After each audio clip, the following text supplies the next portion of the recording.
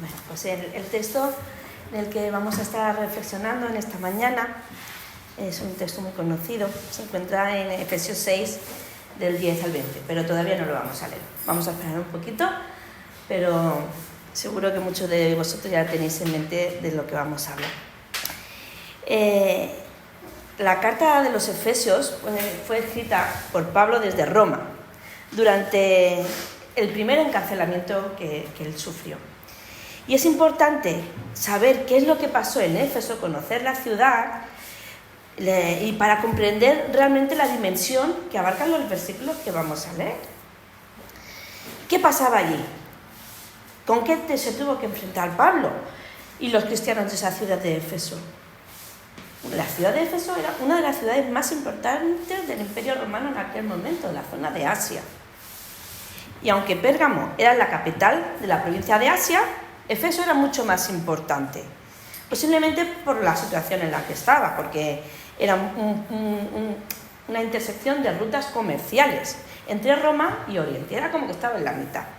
Era un puerto también, ¿no? Entonces, le daban mucha importancia por los temas políticos, los temas culturales, los económicos. Era muy conocida, era famosa por su puerto marítimo, por las riquezas que tenía, por los juegos atléticos que allí se hacían, que se celebraban. Y aunque era conocida como la luz de Asia, era famosa por la oscuridad que allí se practicaba, porque era un centro de ocultismo, de magia y de culto a una de las diosas más importantes, la no diosa de Asia Menor, Artemisa, o la diosa Diana. Hasta el punto que era conocido en todo el Imperio Romano los escritos o cartas de Éfeso. Cuando uno escuchaba eso, sabía que se estaba refiriendo a una serie de escritos donde estaban llenos de conjuros, encantamientos, ritos, hechizos. La superstición en Éfeso era famosa a nivel mundial. Se encuentra que allí también practicaban, como en ningún otro lugar, la brujería, la necromancia, el exorcismo y todo tipo de artes mágicas que os podáis imaginar.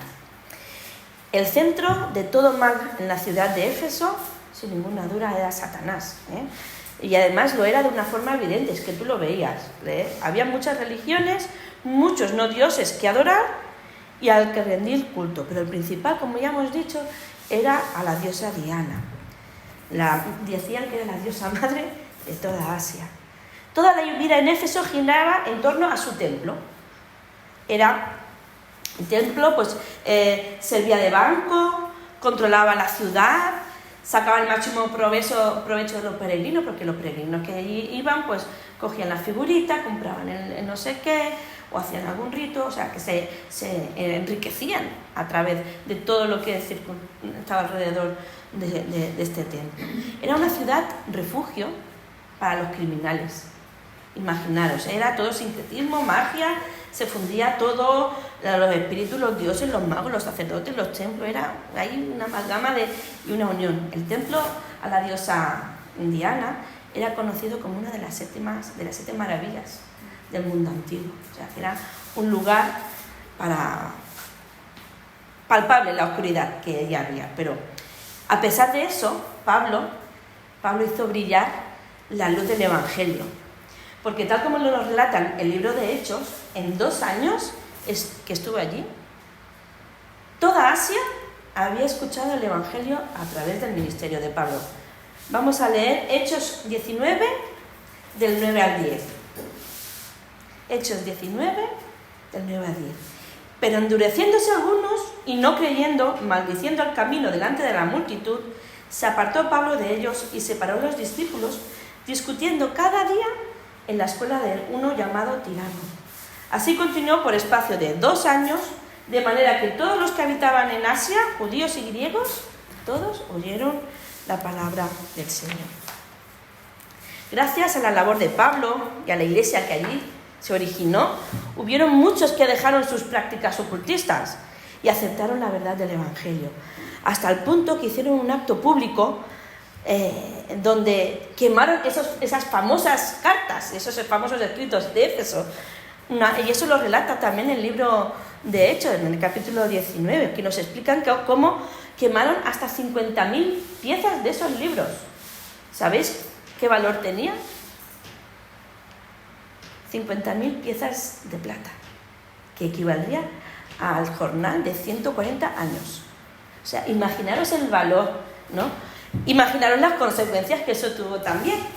Porque claro, si hemos dicho que la ciudad estaba en torno a esa adoración a la no diosa Diana, los artesanos, los plateros, todos estaban enfurecidos por aquel acto.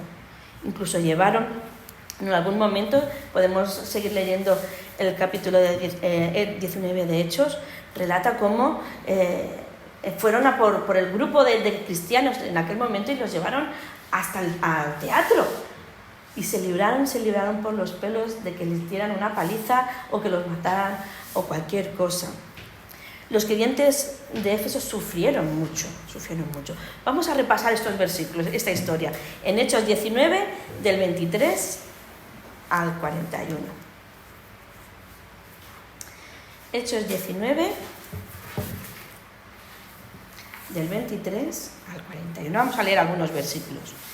Hubo por aquel tiempo un gran disturbio por causa de las enseñanzas de los del camino, porque un orfebre llamado Demetrio, haciendo réplicas de plata del templete de Diana, proporcionaba generosos beneficios a los artesanos. Demetrio reunió a los artesanos y a los obreros del mismo oficio y les dijo: ya sabéis que nuestra prosperidad depende de nuestro oficio, pero estáis viendo y oyendo que ese tal Pablo, no solamente en Éfeso, sino en casi toda Asia, está consiguiendo convencer a mucha gente diciendo que no son dioses los que hacemos con las manos. De modo que no solamente trae consigo el riesgo de desacreditar nuestra profesión, sino que se pierde el respeto al templo de nuestra gran diosa Diana y cese el culto que actualmente se rinde en toda la provincia de Asia. Y estuvieron, si a quien le interese que siga leyendo, como 2 horas sin parar gritando «¡Viva Diana de los Efesos!» mientras estaban allí. Y muchos de ellos, al escuchar el jaleo, simplemente se unían sin saber lo que estaba pasando. De todas esas, los libró el Señor, y al final el gobernante de allí estuvo hablando con Pablo y demás, y se calmó y cada uno tornó a su lugar. Pero el daño no, sino las consecuencias de quemar los libros, de predicar el Evangelio de forma pública, tuvo una transformación en muchísimas personas. Hay un autor que escribió Salir de la brujería, de Ray Stedman, que describe en Éfeso de la siguiente manera. Éfeso es una ciudad controlada por la superstición, el miedo, el demonismo, las tinieblas, una mezcla misteriosa de magia negra, culto a los demonios, astrología y prácticas ocultas de diversos tipos, los cuales llenaban aquella ciudad de sacerdotes, magos, brujas, brujos y charlatanes de todo tipo. ¿Podemos imaginar cómo era la vida en Éfeso? La iglesia creció en medio de una gran oposición, tanto física como espiritual. Incluso Pablo relata en una de sus cartas a los Corintios que tuvo que luchar incluso con fieras en Éfeso. Dice así, 1 Corintios 15:32. Si como hombre batalla en Éfeso contra fieras, ¿qué me aprovechará? ¿Sería cierto? ¿Sería tal cual así? ¿Serían fieras espirituales o físicas? No lo sabemos bien, pero podría ser perfectamente. Bien sabemos que los cristianos del primer siglo tuvieron que enfrentar a los leones en luchas, o a los gladiadores, a las batallas, ¿no? Bien podría haber sido así. Tal como fuera, habían enemigos físicos que no querían que la palabra de Dios se extendiera. Pero también había enemigos espirituales encargados de poner todo tipo de zancadillas, de tirar todo tipo de dardos y flechas necesarias para alejar a los creyentes de Éfeso de la verdad del Evangelio. Y por eso, por este motivo, Pablo escribe a los efesios tan encarecidamente que se pongan la armadura de Dios. Ahora sí vamos a leer Efesios 6, del 10 al 20.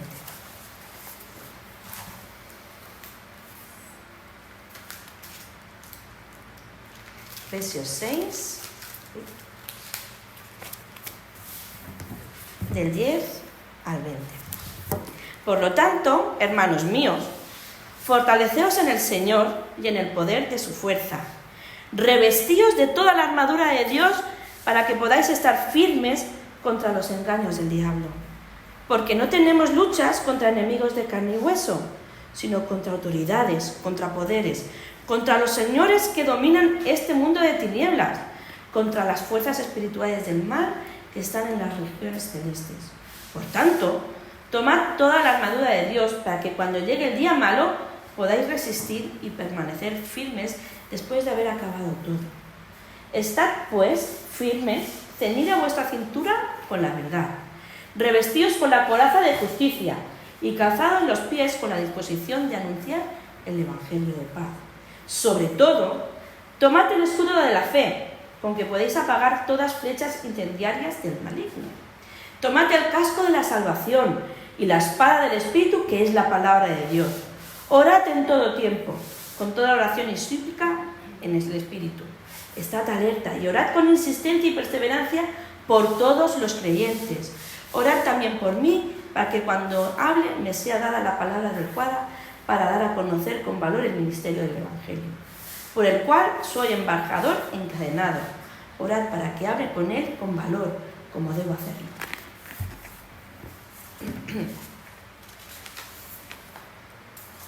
Éfesos 6, el versículo 10, comienza con ánimo, fortalecerse en el Señor y en el poder de su fuerza. Solo Él puede reemplazar nuestra débil fuerza corporal con la fuerza y valentía sobrenatural que Él nos puede dar. La principal fuente de esta fortaleza no es confiar en el poder de uno mismo. En esta lucha no podemos contar con el apoyo militar terrestre, ni con lo que nosotros podemos llegar a hacer, porque las batallas espirituales hay que enfrentarlas con herramientas espirituales. Y mientras preparaba esta reflexión, pensaba en un momento histórico del pueblo de Dios, en el que intentaron ganar por las fuerzas, por los medios físicos, algo que no solo era físico. Pensaba en cómo David, un pastor, solo un pastorcillo, intentaron ponerle la armadura equivocada. El rey Saúl quiso enfrentarse a un enemigo con su propia fuerza, poniéndole a David su propia armadura. Pero David, es que, como bien sabemos, no se podía casi ni mover y se negó a luchar contra Goliat con esa armadura. David se colocó la armadura de Dios para luchar con algo que sabía que seguro vencería. ¿Qué armadura nos ponemos nosotros para hacer frente a la batalla? La armadura de Saúl, nuestras propias fuerzas, con la armadura de Dios. Es bonito, ¿verdad?, el ejemplo que pone Pablo que utiliza de una armadura, como un ejemplo práctico que permite al creyente resistir los ataques espirituales. Pablo usa un lenguaje fuerte y declara que la fuente o el centro del mal es el diablo. No niega que haya un mal físico y nos recuerda que hay una batalla espiritual real. Las regiones celestes, donde hay principados, potestades, poderes de tiniebla y fuerzas de maldad. Es por ese motivo que Pablo insiste a los creyentes, casi les implora: poneros la armadura de Dios, la armadura espiritual, porque hay batalla. Hay que resistir en el día malo, hay que estar firmes contra las acechanzas del diablo, y esto nos ayudará a estar fuertes en él. Los siguientes versículos, del 11 al 13, ahí nos lo dice: porque nuestra lucha no es contra humanos, sino contra poderes, contra autoridades, contra potestades que dominan este mundo. Por lo tanto, tenemos que ponernos la armadura de Dios. Y el primer elemento que dice el texto que no tenemos que poner es el cinturón de la verdad. En la antigüedad, el cinturón de un guerrero era una parte esencial. Nos puede parecer quizá, de toda la parte de una armadura, el cinturón, tú sabes qué función tiene, ¿no? ¿Esto nos evitaría dar un problema? Pues sí. No solo sujetaba varias armas, sino que también además sujetaba el resto de la armadura. Además, normalmente en la antigüedad iban vestidos con sus túnicas largas, pues lo utilizaban los cinturones como para remangarse los faldones y poder hacer frente con tranquilidad en la batalla y poder moverse con cierta libertad. Pablo vincula el cinturón con la verdad, porque si uno no está equipado con la verdad, tal como dice Juan 8:32, Entonces las tinieblas, las mentiras, el engaño y el mal se ven obligados a huir. Si nosotros estamos en la verdad, el mal huye de nosotros. Ceñirse es una acción de preparación. De forma natural, el creyente no tiene un cinturón de la verdad, sino que debe ponérselo bien. Implica un trabajo de nuestra parte, ¿no? Para poder estar firme.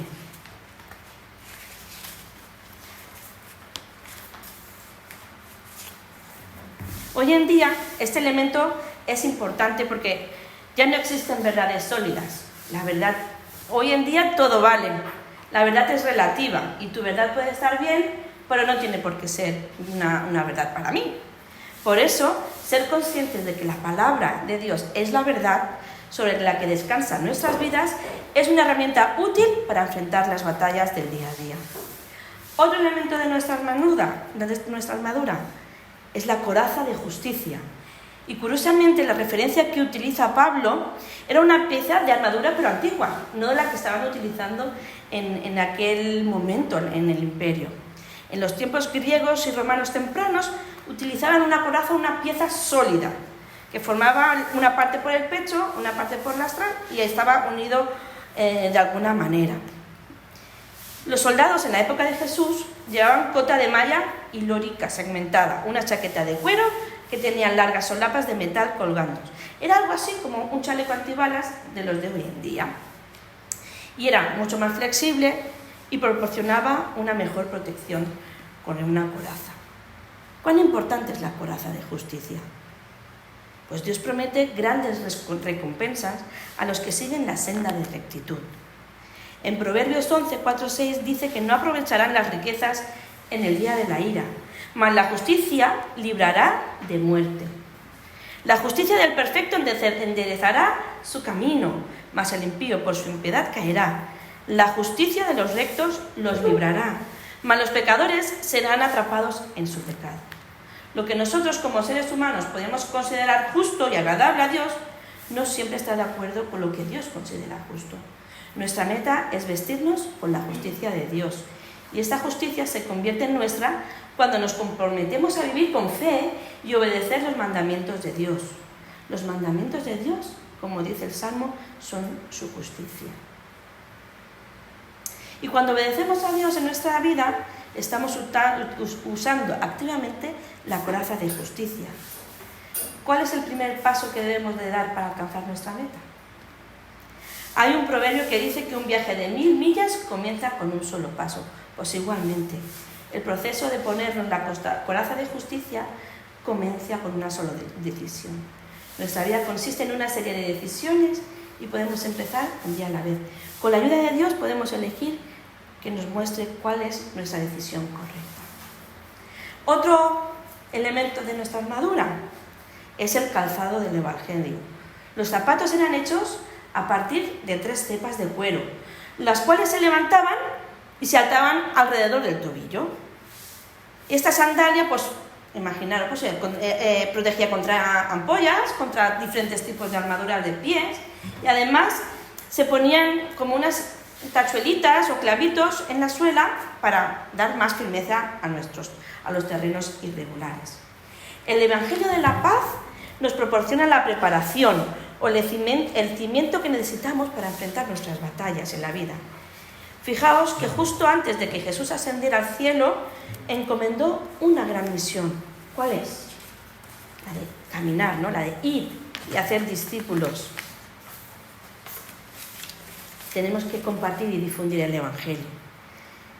Los enemigos del Imperio Romano a veces colocaban cosas afiladas o púas en el suelo para hacer frente a la batalla. O sea, que entre medio, si tenían que venir hacia los soldados, pues si no tenías un calzado bien puesto, bien preparado, te podrías herir antes incluso de empezar la batalla. Y de igual forma, podemos hacer un paralelismo con nosotros, porque nuestro enemigo está empeñado en que nosotros pues caigamos y nos hagamos daño, ¿verdad? Y hacernos caer en cualquier tipo de oportunidad. Por eso tener el fundamento sólido del Evangelio trae paz, trae esperanza en nuestra vida. Una esperanza de mantenernos firmes y guiar a nuestra meta. El siguiente elemento es el escudo romano. Era una parte central en la defensa, por supuesto. Además, era un escudo pues, bastante grande, ¿eh? Era de forma rectangular y redondeado por sus puntas, y normalmente estaba hecho de varias láminas que estaban pegadas. El escudo pesaba alrededor de 10 kilos y tenía pues, más o menos entre 1 metro y 75 centímetros de grande. Son esos escudos que hemos visto de películas romanas, ¿sabes? Todo lo tenemos en mente, ¿no? Esa cosa rectangular, esa pieza rectangular. Podía ser utilizado para defenderse, pero también para atacar. Pablo, en su comparación con la armadura del cristiano, dice que sobre todo, debemos tomar el escudo de la fe. El apóstol Pablo menciona específicamente que es el escudo de la fe, es necesario para defendernos del ataque de Satanás. Los dardos del maligno, como dice aquí en la palabra. Los dardos de fuego pueden venir de muchas formas y a veces casi ni nos damos cuenta. El escudo de la fe es la parte de la armadura que Dios nos ha dado para defendernos contra los ataques. Porque la fe nos justifica. Cuando nos dice alguien, no puedes, nuestra fe nos dice, sí, tú puedes. Nuestra fe en Dios nos hace hijos, nos da identidad. Nuestra fe nos da propósito. La fe en Dios nos da vida eterna, esperanza, fortaleza. Y estos elementos nos ayudarán a eliminar y protegernos de los dardos del enemigo que nos intenta confundir. Los escudos, el escudo también de los romanos, hacían formaciones casi impenetrables, formaciones conjuntas, así que nuestro escudo de la fe también puede proteger a nuestro hermano. Qué bonita imagen, ¿verdad? Nuestra fe también cubre la fe de nuestro hermano. El escudo, para que sea efectivo, tiene que levantarse cuando viene el ataque. Igualmente nosotros tenemos que prepararnos para cuando viene el ataque del maligno. Otra parte es el yelmo o el casco de la salvación, que para mí yo creo que es una de las partes más importantes. El casco romano era conocido como una galea, podía variar, había muchísimos diseños y fue variando conforme iba evolucionando las guerras, ¿no? Pero sí que tenía la función de proteger tu cerebro, tu cabeza, ¿no? Los cascos generalmente tenían placas en las mejillas para proteger los golpes de la cara y una pieza por la parte de atrás para proteger los golpes posteriores en el cuello.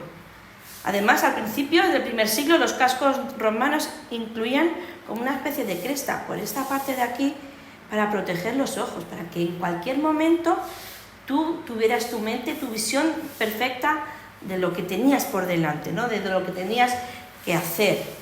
Un casco protege a un soldado contra golpes dañinos, golpes de muerte, y espiritualmente el yelmo de la salvación pues también nos da esperanza y protege la mente de cualquier cosa que desoriente o destruya al cristiano. Con el yelmo de la salvación bien puesto, un cristiano puede concentrarse en la meta, en lo que tiene por delante, que es nuestra salvación, imitando la vida de Jesucristo para alcanzar el objetivo. Tenemos una esperanza que puede sostenernos en el camino y la visión para poner nuestros ojos firmes en Jesús, que es nuestro autor de vida. El siguiente elemento, la espada del Espíritu, la palabra de Dios, sin ninguna duda. La espada era utilizada por los soldados pues, para defenderse o para atacar. Y era un arma temible, terrible, porque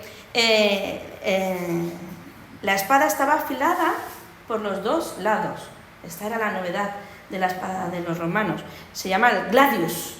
De ahí viene el de gladiator, ¿no? Los gladiadores, ¿no? De ahí viene del elemento de luchar con su espada. Y se conoce como la espada que conquistó el mundo. O sea, la gladius era una espada conocida. Y Pablo pues compara la palabra de Dios con esa espada que conquistó el mundo.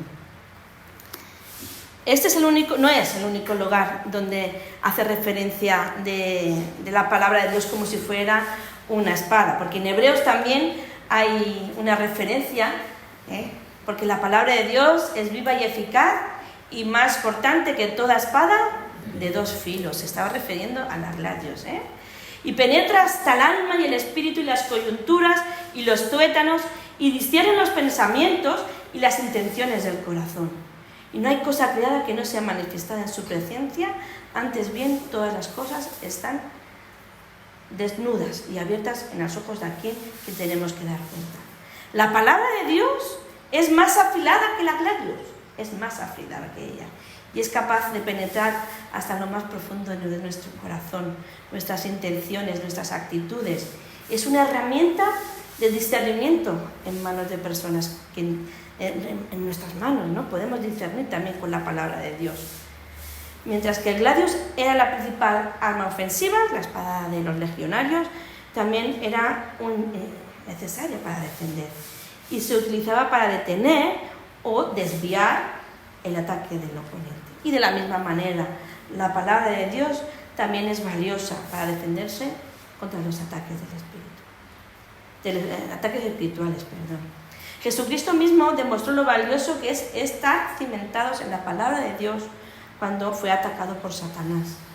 Cuando fue en las tentaciones, que fue al desierto, él utilizó la palabra de Dios para defenderse. El apóstol Pablo utilizó una analogía militar cuando habló de la lucha cristiana. Utilizó la imagen de la batalla. Describió pensamientos y actitudes que debemos de vencer.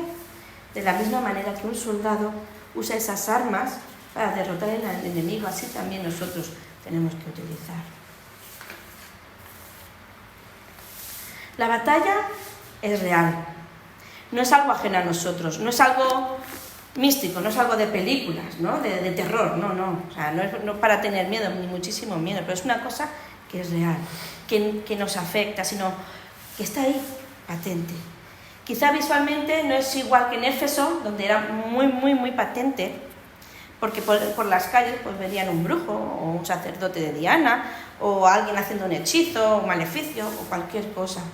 Pero Satanás, el padre de la mentira, nos tratará de engañar, de seducir, de cautivar, de tentar con diferentes herramientas, porque anda alrededor nuestro queriendo devorar a alguien. Los cristianos tenemos la tarea de llevar la luz en medio de la oscuridad, igual que Pablo llevó la luz en medio de Éfeso. Y debemos ser esa luz que los otros necesitan.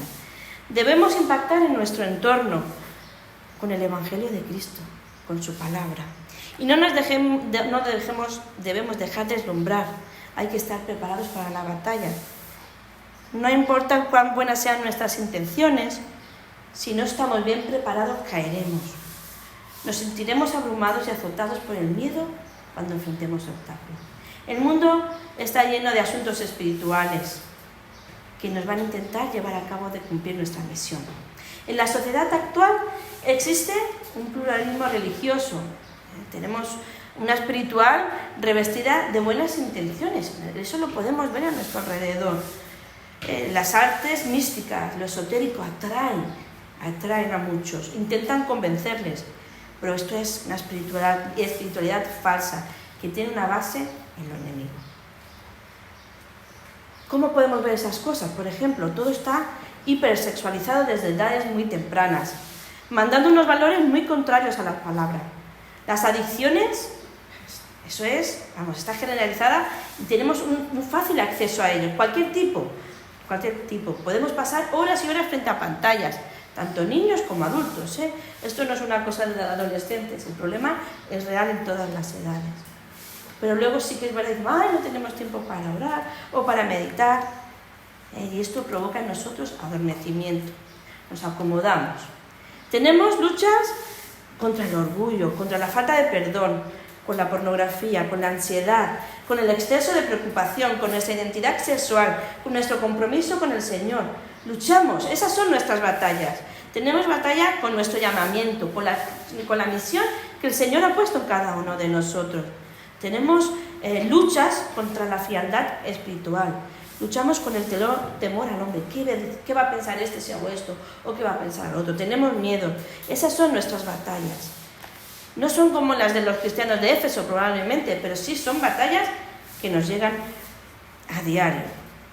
Y la Iglesia tiene que ser un faro espiritual donde muchos puedan llegar a resguardarse de las tormentas del día a día. Estamos llamados a ser sal y ser luz en medio de una gran comunidad, una gran ciudad, una gran confundidísima. Y para ello necesitamos unidad, crecimiento espiritual y firmeza en nuestra fe.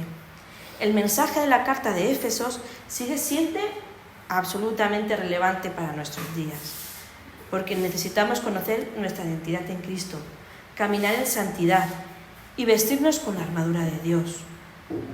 Recuerda cada día ponerte la armadura de Dios antes de salir de casa.